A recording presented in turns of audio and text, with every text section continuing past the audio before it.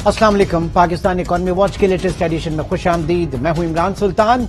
इस वक्त मुल्क में हम देख रहे हैं कि डॉलर्स का काल पड़ चुका है। डॉलर्स की किल्लत दिन ब दिन संगीन होती जा रही है। इंपोर्टर्स एक्सपोर्टर्स सब इस वक्त परेशान हैं। इस वक्त आप करेंसी एक्सचेंज के ऊपर जाएं, मनी चेंजर्स के पास जाएं, वहां पे आपको डॉलर्स के रेट तो जरूर मिलेंगे लेकिन डॉलर्स नहीं मिलेंगे। उसके इक्विवेलेंट दूसरी करेंसीज जो है वो भी इस वक्त मिल रही है, लेकिन मसला सिर्फ और सिर्फ डॉलर्स का है और इसकी वजह से आपकी ट्रेडिंग एक्टिविटीज जो है वो बिल्कुल चोक होती चली जा रही है। जबकि फाइनेंस मिनिस्टर और हुकूमत जो है उसका कहना है कि हम ट्रैक पर लेकर आ गए, चीजें जो है वो बेहतर हो जाएंगी, लेकिन सूरत हाल कतई ऐसी नहीं है। सूरत हाल यकीनी तौर से संगीन है। Ali Khizar Aslam, head of research Business Recorder, इस वक्त हमारे साथ मौजूद हैं।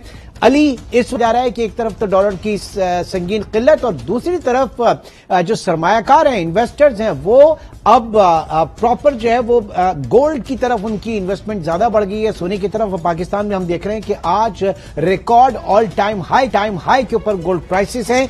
आज की अगर बात करें तो 2250 रुपए इजाफा हुआ तोला में, फी तोला सोना, और 1,66,400 रुपए का तोला हो गया। जबकि 10 ग्राम की कीमतों में 1,929 और 1,42,666 के ऊपर 10 ग्राम है।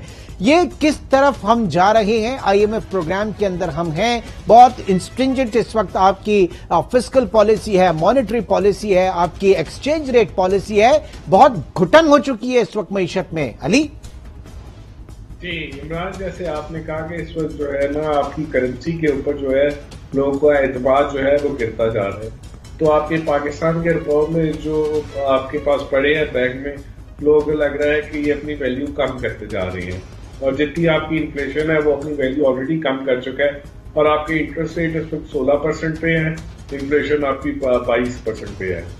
तो ये एक फर्क है। और आगे अगर आपको दूसरी बात यह है कि जो आपका एक्सटर्नल फाइनेंसिंग का एक बड़ा शदीद लिक्विडिटी का बुरहान है कि आपके आगे अगले 2 महीने में 8 से 9 अरब डॉलर की रीपेमेंट है, जबकि आपके टोटल रिजर्व जो है वो 7 अरब से नीचे के हैं। तो इस सूरत हाल में और ऊपर से हुकूमत जो है वो इस वक्त पॉलिटिकल कर रही है, अपनी कंसिडरेशन ज्यादा, इलेक्शन हो रहे हैं कब नहीं हो रहे इसकी क्लैरिटी नहीं है, ये हुकूमत कब तक है, क्या कर सकेगी इसकी क्लैरिटी नहीं है। तो इसमें मार्केट का जो रुपए के ऊपर एतमाद जो है ना वो खोता जा रहा है। उन्हें लग रहा है कि करेंसी और डेप्रिशिएट करेगी। मार्केट में स्टेट बैंक ने 224 पे रखा हुआ है। उसमें स्टेट बैंक ने बैंक को कह के इम्पोर्ट्स को कंट्रोल किया हुआ है ताकि इंटर बैंक के अंदर इम्पोर्ट एक्सपोर्ट जो है वो बराबर हो जाए रेमिटेंसेस के हिसाब से। और दूसरी तरफ जो है आपने अपनी जो रीपेमेंट्स हैं वो उसको, और दूसरा ओपन मार्केट में हर कोई लेने आ रहा है, तो वहां पे भी 2 मार्केट्स हैं, तो 245 पे काम होता है, 224 पे इधर होता है। तो ये गैप है। इस गैप की वजह से इस्तेमाल खत्म हो रहा है, तो लोग सोना खरीद रहे हैं और डॉलर खरीदे, डॉलर मार्केट में मिल रहा नहीं।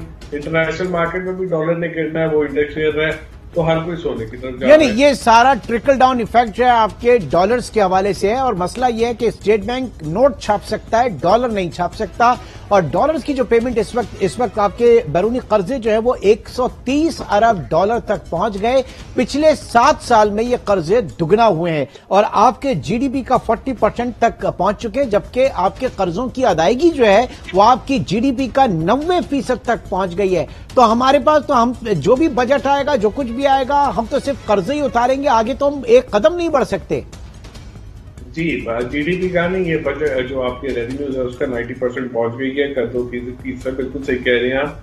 तो ये तो बड़ा जी, ये तो शदीद मसला है। आपकी जो कर्जों की लिक्विडिटी है ना उसको आपने चेंज करना है, आपको अपनी पैसों को रीप्रोफाइल करना है और दूसरा आपने अपनी फिस्कल स्पेस निकालनी है, नए टैक्स लगाने हैं, वरना ये कहानी नहीं चलेगी। नहीं, नए टैक्स आप लगाएं, लेकिन आप निकालेंगे कहां से भाई? वो गन्ने की मशीन से गन्ना जो है वो चौथी बार जाके और वापस आ चुका है। अब उसमें कुछ नहीं है, कोई रस नाम की कोई चीज नहीं है उसमें। बात यह है कि आईएमएफ प्रोग्राम के अंदर आप जरूर हैं, लेकिन इस मुल्क में सैलाब भी आया, फिर इंटरनेशनल वर्ल्ड जो है उसके सामने भी जाके हमने अपना दुखड़ा बताया, सारी चीजें, वहां से भी कोई ऐसी सपोर्ट नहीं है। ये तो हम बस वो आईएमएफ की मशीन, वो आईएमएफ नहीं है, गन्ने की मशीन है, उसमें आप रोल किए जा रहे हैं, रोल किए जा रहे हैं, रोल किए जा रहे हैं इस मुल्क को। रोल आप उसको कर रहे हैं जो टैक्स देता है, जो टैक्स नहीं देता उसको नहीं पकड़े। Very right. रियल एस्टेट पर, ट्रेडर्स के ऊपर, होलसेलर के ऊपर, इसके ऊपर टैक्स करें जो आपने करने वाला है। वो आप करें, वो चीज करें। दूसरा, सूबों को जो आप मुफ्ता इस्माइल ने आज अपने आर्टिकल में भी लिखा है कि 57% देते हैं, वो 40% पे कहते हैं कुछ सालों के लिए। आपको ये फाइनेंशियल इमरजेंसी लगानी पड़ेगी, हुकूमत को अपना फुटप्रिंट कम करना पड़ेगा, उसको कम करनी पड़ेगी। इसके अलावा कोई सोल्यूशन नहीं है। डेवलपमेंट उसको खत्म करनी पड़ेगी, तभी चीजें ठीक होगी, वरना नहीं होगी। ठीक है, नहीं लेकिन जैसे आप कह रहे हैं ना, बहुत सारी चीजें हैं। आपने कहा कि ताजर वगैरह और वो जो आपकी इकोनॉमी को डॉक्यूमेंट करने के लिए आपने फाइनेंशियल इंक्लूजन की बात करते हैं, तो वो तो पाकिस्तान में अनफॉर्चुनेटली अभी तक हो नहीं सका, चाहे वो पॉइंट ऑफ सेल मशीन के हवाले से हो, ताजरों के हवाले से हो, एग्रीकल्चर जो लॉबी है उसके हवाले से हो। बात यह है कि ये फाइनेंशियल इमरजेंसी के हवाले से भी बात की जा रही थी। शब्बर जैदी साहब ने भी कुछ सजेशंस वगैरह दी थी, लेकिन अब हुकूमत जो है वो कह रही है कि हम इस तरह की कोई चीज नहीं कर रहे, उससे क्यों ज्यादा फैल रहा है। इन फाइनेंशियल इमरजेंसी करना ना करना कोई इतनी जरूरी बात नहीं है। मसला यह है कि आपको जो है अपनी पेट्रोलियम इंपोर्ट्स को भी राशन करना पड़ेगा, आपको बाकी चीजें भी करनी पड़ेगी, और दूसरा आपकी आपको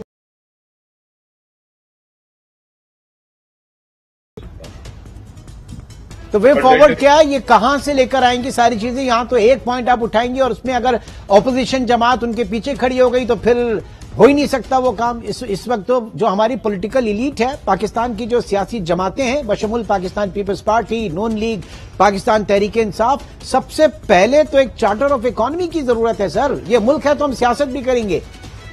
सबसे पहले तो IMF पे जाने की जरूरत है। अभी IMF पे तो जाना ही है साहब। चार्टर ऑफ इकोनॉमी कुछ नहीं होता। आपको बस अपना यह है कि इलेक्शन जब भी आप कराएं, एक पॉलिटिकल स्टेबिलिटी आ जाए, हर कोई अपने चार्टर को लेके आए, अपने हिसाब से इकोनॉमी को करे, इकोनॉमी के स्ट्रक्चर को ठीक करे, लॉलेसनेस मुल्क की खत्म करे, और इसके अंदर वो जो है एक बेहतर फिजा लेके आए, और उसके अंदर फिर जो लोग पैसा डाल सकते हैं वो डालेंगे। इस इकोनॉमी की वाइब्रेंसी है, आप इसकी डे टू डे एक्टिविटी देखें, बहुत वाइब्रेंट है। इस वाइब्रेंसी को आपने सिर्फ जगाना है और मैन्युफैक्चरिंग की तरफ एक्सपोर्ट को प्रमोट करना है।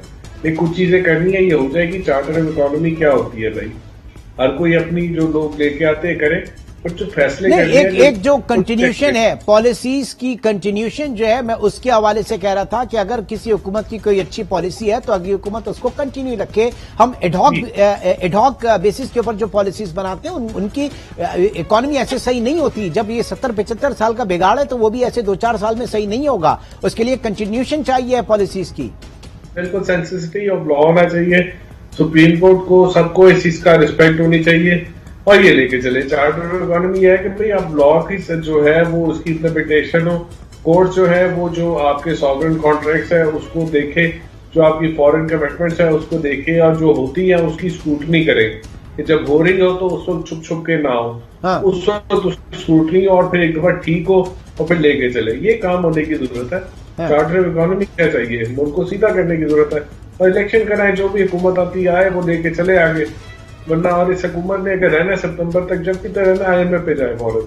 हाँ। ये मतलब नहीं, लेकिन इस तरह से अगर रहना है तो वो भी कोई फायदे की बात नहीं होगी। इतना आपके पास कंस्ट्रेन है, ना आपके पास फिजिकल स्पेस है, ना मॉनेटरी स्पेस है, आप करेंगे क्या। और अगर ये कहते हैं कि जनाब बजट के बाद इलेक्शन होंगे, बजट कुछ ऐसा अवामी बजट, अवाम दोस्त बजट, वो तो सवाल ही नहीं पैदा होता, वो तो उल्टे और जूते पड़ेंगे फिर। बिल्कुल ऐसा ही है, बिल्कुल ऐसा ही है, बिल्कुल आप ठीक कह रहे हैं। अवामी बजट देना चाहते हैं, देखिए बजट के बाद तो बजट से पहले इलेक्शन होने चाहिए। पंजाब के, KP के, सिंध के और फेडरल गवर्नमेंट के, सबके बजट से पहले होना चाहिए। आप पंजाब गवर्नमेंट को देखें, वो किस तरह पैसे निकाल रही है, किस तरह इश्तिहारात दे रही है, किस तरह उनके MPs को पैसे दिए जा रहे हैं। फेडरल गवर्नमेंट भी ये कर रही है। ये तमाशा खत्म होना चाहिए। इस वक्त मुल्क अफोर्ड नहीं कर सकता।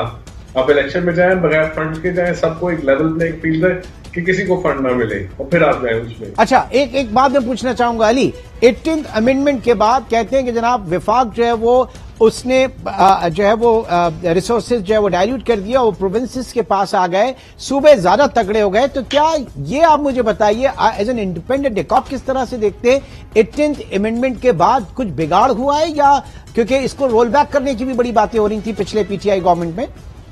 देखिए 18th अमेंडमेंट और 7th NFC बोर्ड हुआ था जब, तो उसके बाद जब सूबों को आपने ज्यादा पावर दी थी, सूबों को आपने खर्चों की ज्यादा ताकत दी थी, तो उसका ये मकसद था कि उसके बाद थर्ड ईयर गवर्नमेंट जो होती है, लोकल गवर्नमेंट, उसके इलेक्शन प्रॉपर तरीके से जाते हैं और ये पावर उनको जाती है। आपके मेयर बनते और वो मेयर जो है वो उन शहरों को चलाते। वो हुआ नहीं, और आपने वहां पे उन्हें पैसे दे दिए, उनकी अकाउंटेबिलिटी कोई नहीं है, उनको पावर हाउसेस बना दिया और फेडरल गवर्नमेंट आपकी करप्ट हो गई। तो ये तो भैया रोल बैक करें अभी आप और सीधा थर्ड ईयर पे जाएं आप इसको। इस वक्त तो ये आप जो इस तरह चिल्ला ही नहीं सकते। कॉन्स्टिट्यूशन के जो 57% फेडरेशन में दिया हुआ है, इसको आपको रोल बैक करना पड़ेगा। इसके बगैर ये हुकूमत चल ही नहीं सकती, फेडरल गवर्नमेंट की दुकान चल ही नहीं सकती। मतलब निजाम नहीं चल सकता, रादर ये हुकूमत हम कहें कि कोई भी निजाम नहीं चल सकता फिर इस मुल्क का, कुछ नहीं चल सकता इसके बगैर। ठीक, अब कितना स्पेस है जनाब? ये आपने कहा कि आईएमएफ के पास जाना पड़ेगा, आईएमएफ के पास तो ऑलरेडी है, लेकिन मसला ये है कि हम उनको 9th रिव्यू का टाइम नहीं दे पा रहे। किस किस्म के मजीद सख्त इकदाम समझ रहे हैं कि आईएमएफ की तरफ से कितनी उनकी आईब्रोज जो है वो चढ़ी हुई होंगी? देखिए, आईएमएफ आपको कहेगा अपना फिस्कल गैप खत्म करो, उसके लिए आपको पेट्रोल के ऊपर जो 50 रुपए लेवी है उसके ऊपर उसका जीएसटी लगाना पड़ेगा।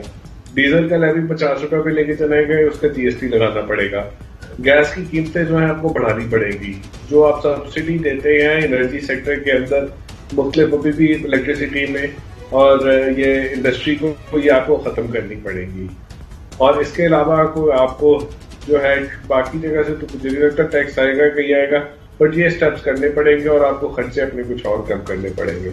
उसके अलावा कोई हल नहीं है। आपने बात की थी राशनिंग की। एक दौर था पाकिस्तान में, मेरे बड़े बताते हैं, मुझे तो याद नहीं, लेकिन हो सकता है आपको याद हो, राशन कार्ड वगैरह होते थे। तो और पड़ोस में इंडिया में हम देखते हैं कि वहां पे अभी भी ये चीजें, हम उस तरफ, क्योंकि हमेशा जो भी आता है सब्सिडी के नाम पे ब्लैंकेट सब्सिडी की बात करता है। टारगेटेड सब्सिडी आप दे नहीं सकते क्योंकि आपके यहाँ फाइनेंशियल इंक्लूजन नहीं है, आपके पास डेटा नहीं है। अली, फिर उस तरफ कैसे बढ़ा जा सकता है? देखिए, राशन कार्ड होते थे वो तो बहुत पुरानी बात है, मेरे आपसे पहले बार की बात है। अब एहसास प्रोग्राम है या बेनजीर इनकम सपोर्ट प्रोग्राम है, इसके थ्रू आप जो है लोगों को पैसे दे रहे हैं, वो सपोर्ट करते रहे। वो ये भी तो राशन कार्ड ही है ना, जो एहसास प्रोग्राम है, उसके थ्रू चलते रहे, हेल्प करते रहे उनको, गरीबों को वो चलाते रहे, उसमें कमी ना करे, उसमें इजाफा करे, सारा पैसा उधर लगाए। यही तो बात है। ये पैसा जो है ये एमएनए को क्यों जाता है इधर? ये सारा पैसा इधर जाना चाहिए। बड़े मसले। अली, मैं अभी बदीन गया था और बदीन में जब आपके फ्लड विक्टिम्स उन एरियाज में मैंने जाके देखा कि बीआईएसपी कार्ड के ऊपर जो लोगों को पेमेंट की जा रही थी, इसमें कोई शक नहीं की जा रही थी, 25-25 हजार रुपए वहां पे लोगों को मिल रहे थे। सबसे बड़ा मसला क्या आ रहा था कि उस जगह पर अब जाहिर है कि 1/3 पाकिस्तान आपका सैलाब में डूबा, वहां पे इंफ्रास्ट्रक्चर नहीं है, नेटवर्किंग का मसला, वहां पे इंटरनेट कनेक्टिविटी नहीं थी। फिर दूसरा ये कि मेल न्यूट्रिशन से हालत यह है कि ये जो थंब इंप्रेशन हैं लोगों के वो मिट गए, तो वो एलिजिबल होने के बावजूद, रजिस्टर्ड होने के बावजूद उनको पैसे नहीं मिल पा रहे थे। बहुत सारी चीजें हैं, तो हमने बहुत सी जगहों पे आना पड़ेगा मैनुअल साइट के ऊपर भी। अली, बिल्कुल आना पड़ेगा, बिल्कुल आना पड़ेगा, इन चीजों को ठीक करना पड़ेगा। इसके बगैर अब चलना नहीं है, अब आपको फोर्सफुली करना पड़ेगा और आपको हुकूमत का अपना साइड टाइट करना पड़ेगा, रियल एस्टेट को, ट्रेडर को टैक्स करना पड़ेगा, वरना ये बहुत नहीं चलेगा। वो बाकी वरना करने को जितना आपको करने को उसको कोई रस नहीं रहा है। बहुत बहुत शुक्रिया, बहुत शुक्रिया। अली खिजर असलम अपनी थॉट्स के इस प्रोग्राम में मौजूद थे। इंशाल्लाह आपसे फिर मुलाकात होगी। टिल देन टेक केयर, अल्लाह हाफ़िज़।